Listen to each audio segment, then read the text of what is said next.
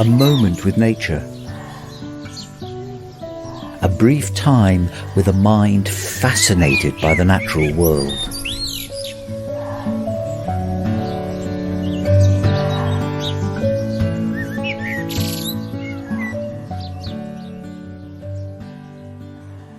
Aha, I was hoping that these would be here.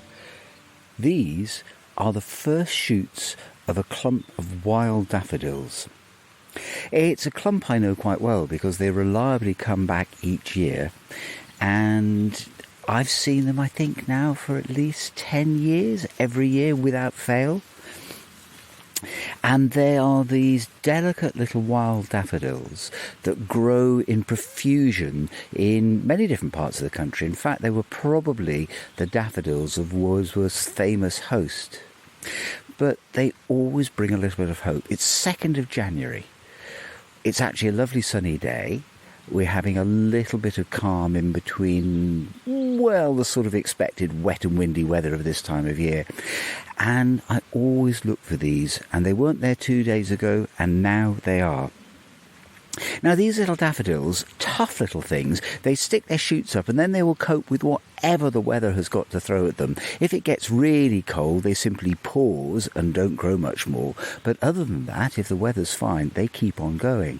And keep on going until, well, they start to flower the middle to the end of February, though it's very noticeable that they do flower earlier and earlier each year. But for me, they're a real symbol of the new year, and I've seen them at this spot every new year, round about this time, as I said, for about the last 10 years or so. They cheer me. And they also remind me that actually there is never a time when nature is doing nothing. Even when it looks as cold and bleak outside, there's always a flurry of a wing beat as a little wren or a sparrow goes past. And underneath the ground, the plants are preparing for spring. Some, like the big trees, the big deciduous trees, they are pretty quiet. They're hanging on. It'll be a while before they start to grow. But some of the other plants that rely on getting a head start before the trees put out their leaves and cover everything, some of these are already starting to go. And in a few weeks' time, I would expect to see the tips of bluebells starting to appear.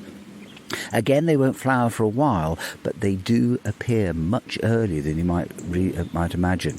So if you're out and about in the woods, or out and about anywhere in the countryside, or even in the cities, look in those little nooks and crannies, and you'll find little things just starting to poke their heads out as another year begins.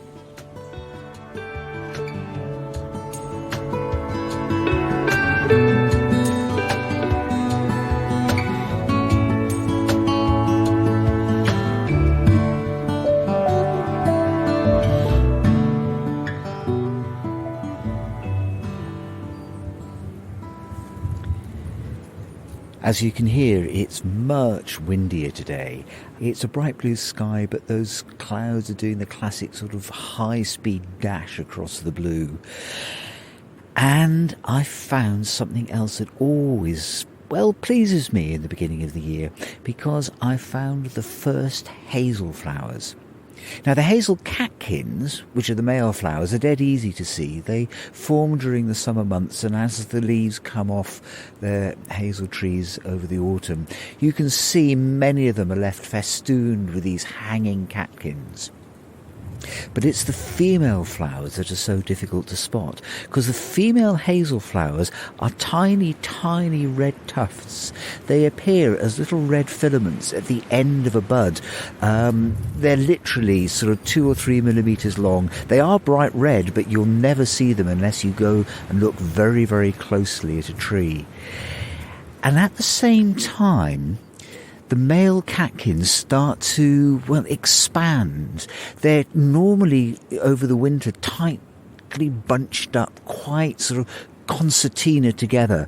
But as the flowers, the female flowers, appear and are receptive for the pollen, they stretch, and as they stretch out, they start to release puffs of pollen into the wind, because hazels, like many other trees, are wind pollinated. Now, this happens very, very early in the year, and my gut feeling is, though I haven't got the data on record, my gut feeling is it's happening earlier and earlier each year. This is January the 4th, and I'm finding hazel flowers. But this makes sense to pollinate before the leaves come out, because the flowers are tiny and relying on capturing a few grains of pollen blowing past. And if there are loads of leaves in the way interfering with this, they may well not get the pollen they need. And my suspicion is this is a standard evolutionary adaptation for making sure that they get pollinated as efficiently as possible. And if you think about it, there are many other trees that also come out before the main leaves, or rather the pollination process starts before the main leaves come out.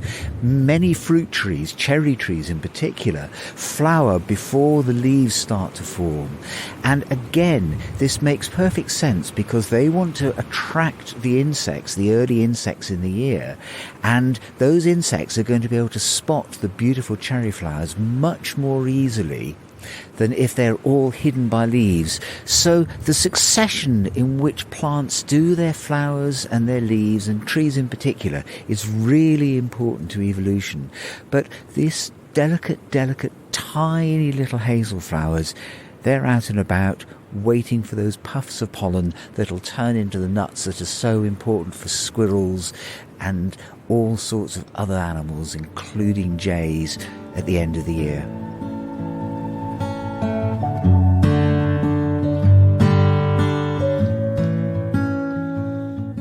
The music was Nature Walk by Alexi and downloaded from Pixabay. Everything else was done by me, Toby Murcott.